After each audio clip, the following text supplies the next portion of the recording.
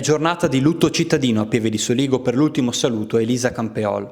Grande il dispiegamento di forze per garantire la sicurezza in Duomo con la protezione civile, i carabinieri, la polizia di Stato e la polizia locale.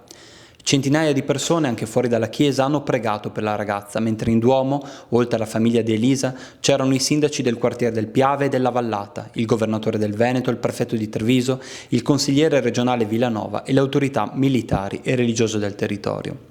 È stata scelta la parabola della zizzania, sottolineando che Elisa, devota al suo angelo custode, era il buon grano.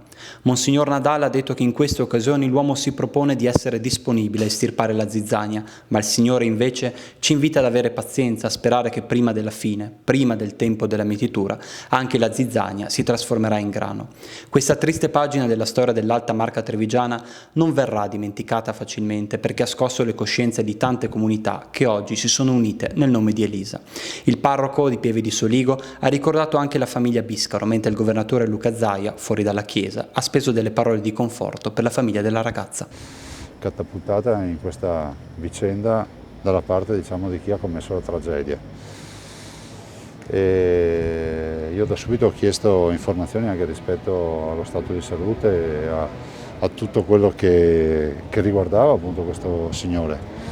E come sapete il dottor Benazzi ha dato anche, diciamo, pubblicamente il racconto di come è stato assistito, di quelle erano le storie che lo riguardavano. Di certo mai noi come comunità avremmo pensato a una cosa del genere. Qui c'è la storia dell'ignoto.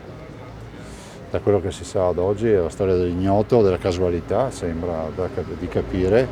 Una ragazza che va a prendere il sole in uno dei luoghi più tranquilli del quartiere del Piave, che è l'Isola dei Morti, che al di là del nome e dei fatti storici è un posto assolutamente che è ritenuto un parco, diciamo, per lo svago, e si ritrova in mezzo a una tragedia da film.